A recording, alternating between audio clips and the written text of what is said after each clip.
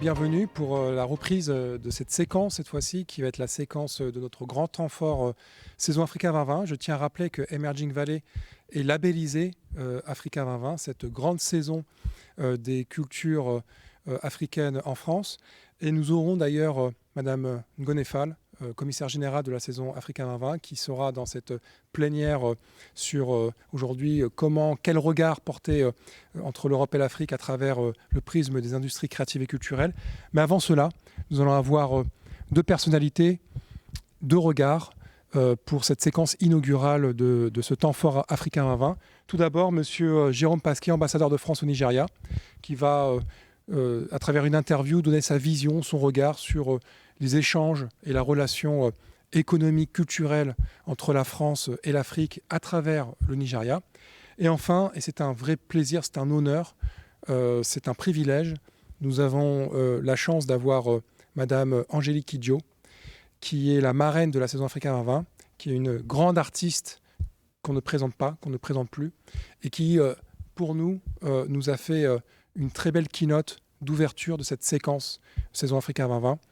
Et je vous laisse maintenant découvrir ces temps forts et être inspiré par ce regard venu du continent et à quel point l'industrie créative et culturelle africaine, les industries créatives et culturelles africaines peuvent être au cœur du rebond et de la reprise de l'économie mondiale, mais aussi et surtout de l'économie africaine et l'économie européenne, parce que ce pont entre les deux continents passe par les échanges économiques.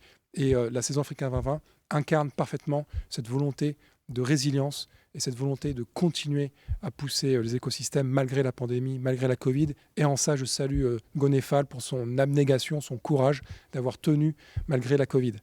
Merci et je vous retrouve juste après pour la plénière, suite après ces deux keynotes. Merci.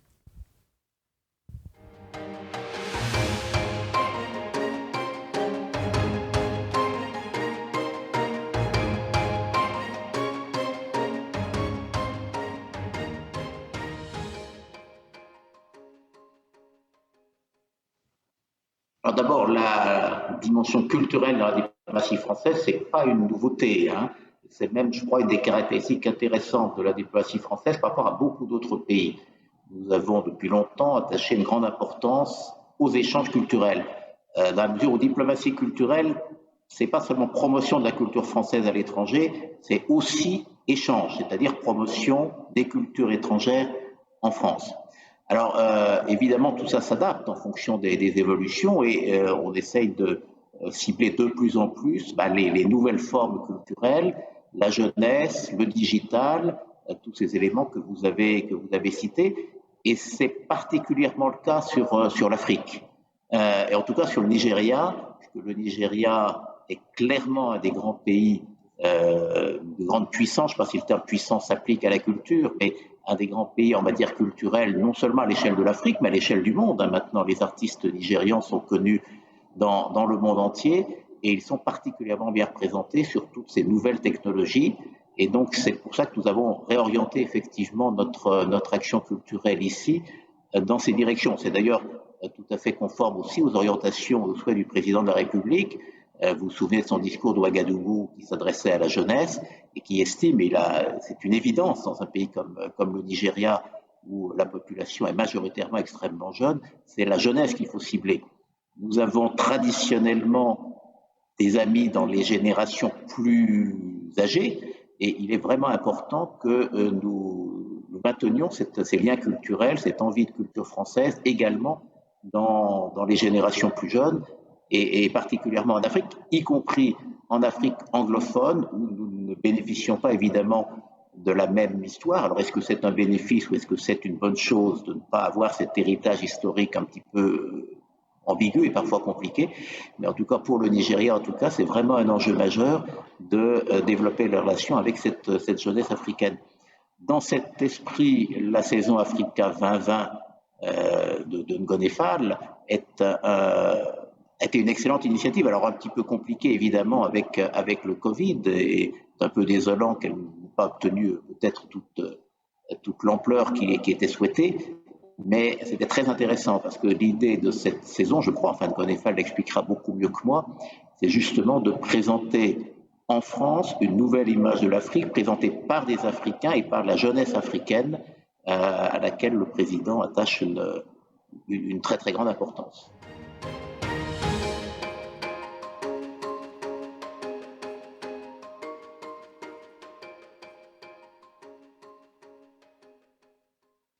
Alors, une demande de culture française, oui, je crois. Il y a une demande de français déjà aussi, ne serait-ce que parce que les Nigérians sont bien conscients qu'ils sont environnés par des pays francophones, mais ça va au-delà et il y a un vrai intérêt pour la culture française, c'est clair. Simplement, il faut que nous nous adaptions, que nous présentions une culture qui réponde aux attentes de ces pays. Nous avons lancé pas mal d'initiatives. Bon, il y a d'abord, vous avez entendu parler, nous avons depuis 1 an, 2 ans maintenant, une superbe alliance française à Lagos, grâce à un mécène nigérian. Et l'Alliance française de Lagos est maintenant le lieu de référence en matière culturelle, dans ce qui est quand même la principale ville, pas seulement du Nigeria, la principale ou l'une des plus grandes villes africaines, et un lieu effectivement de culture extrêmement intense. Alors vous avez mentionné Nollywood, vous avez mentionné l'industrie culturelle, musicale. On l'a vu récemment avec les Grammy Awards comme Wizkid, Burna Boy et d'autres. Je pense aussi à Asha pour notre chanteuse franco-nigériane. Nous avons vu comment toutes ces vedettes sont particulièrement connues dans le monde entier et également en France, et on essaye de développer des liens avec eux. Sur le cinéma, nous avons notamment lancé des programmes pour aider à l'écriture, à la formation pour l'écriture de scénarios avec une start-up qui s'appelle La Fac, qui est un programme qui a été lancé récemment et dont nous attendons beaucoup. Nous essayons aussi de développer les liens dans tous ces domaines en matière cinématographique. Je mentionnerai aussi d'ailleurs, vous avez mentionné le cinéma et la musique, il ne faut pas oublier la littérature, puisqu'il y a également des écrivains nigérians, des écrivaines nigérianes aussi particulièrement douées et qui sont de plus en plus connues, y compris en France, puisque nombre important d'ouvrages nigérians maintenant sont traduits en français, qui est aussi un axe important à mon avis pour développer les liens entre nos deux pays dans le domaine culturel.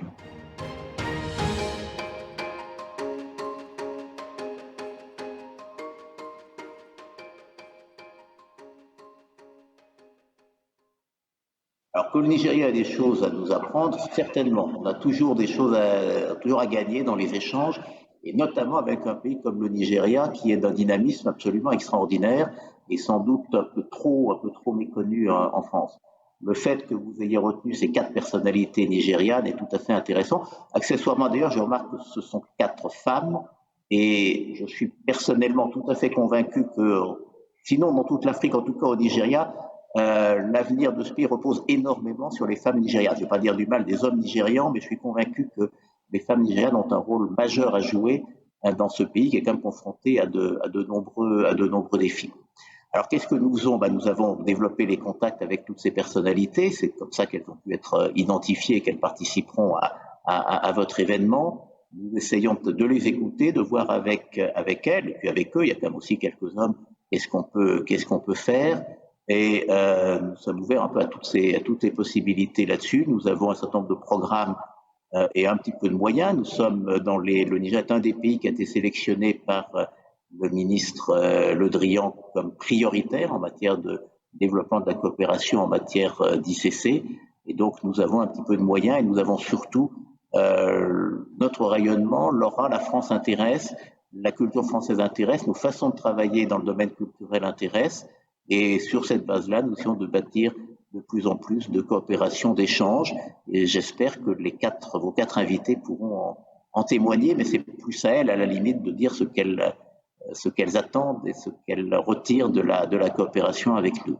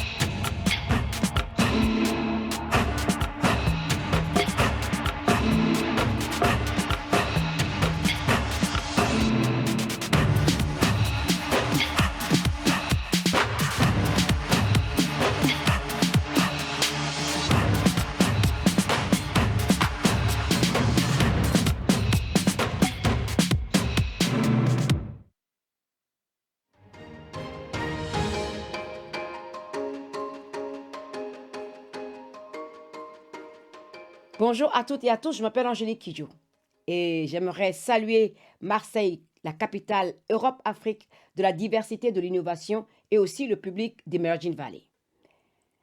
Le digital aujourd'hui nous permet d'avoir la saison Afrique 2020. Grâce au digital, on a pu faire beaucoup de choses et on aurait aimé être en personne avec vous, mais le digital nous permet de le faire. L'innovation en Afrique est quelque chose qui est en train de vraiment euh, exploser. Et c'est quelque chose qui me fait énormément plaisir en tant que marraine de cette saison. Mon souvenir le plus marquant a été la conférence de presse qu'on a faite et ce qui a été présenté. Pour la première fois, j'ai vu de mes yeux l'innovation des caractères de super-héros, des jeunes Africains qui veulent raconter leur histoire autrement en utilisant les dieux et les déesses de leur culture pour raconter leur humanité, ce qui n'était pas possible il y a 20 ans ou 10 ans ou 30 ans de ça. Et c'est ça que la saison Afrique 2020 amène. Il permet aux gens, par le digital, de voir la foison de talent qu'il y a et la capacité d'entrepreneurs et d'entrepreneuses qui sont en Afrique.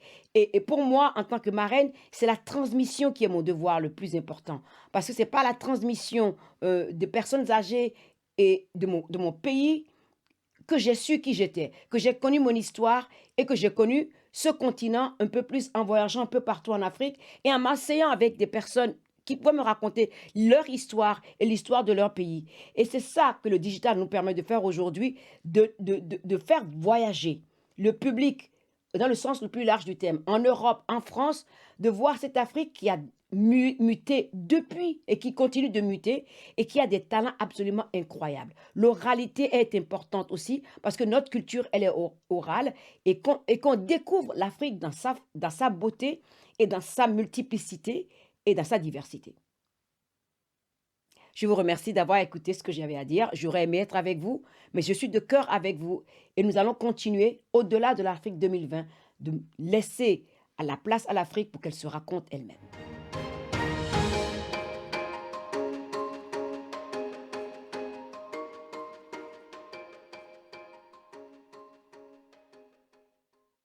Le Covid en Afrique a impacté toutes les couches sociales, mais en même temps, la résilience des Africains a permis à ce Covid de ne pas complètement nous empêcher de nous exprimer.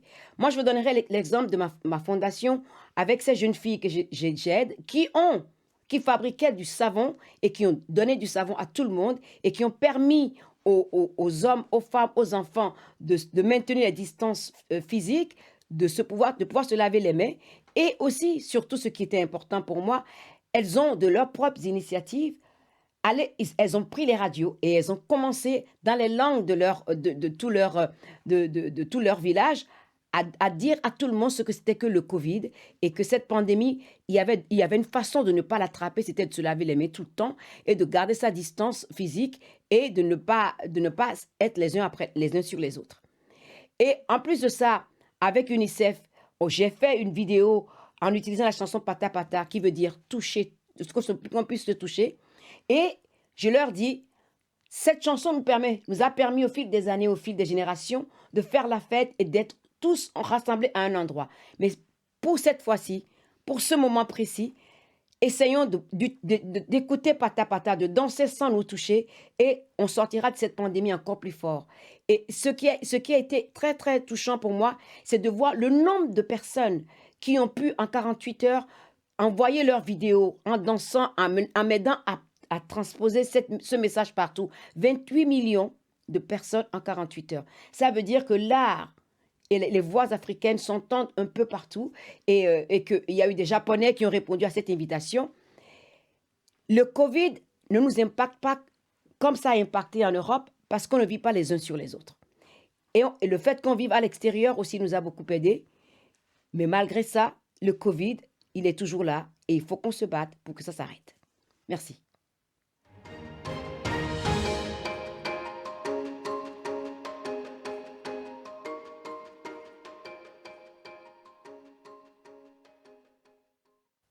Mon Afrique de demain est déjà dans la musique. Je le vois dans la musique. Avant, il fallait avoir un contrat avec des maisons de disques, s'exiler de son pays pour exister. Au jour d'aujourd'hui, il y a il y a une multitude d'artistes qui sont des entrepreneurs et que par le digital qui ont une carrière et qui peuvent vivre de leur art au Nigeria, au Ghana, en Zambie, en Afrique du Sud, un peu partout au Kenya. Le digital a permis aux jeunes artistes de commencer à changer, surtout dans la musique, la perception de notre musique dans le monde entier. On a des gens comme Burna Boy, Yemi Alade, Mr. Easy, Sampa the Great, plein d'artistes aujourd'hui qui sont incontournables grâce au digital.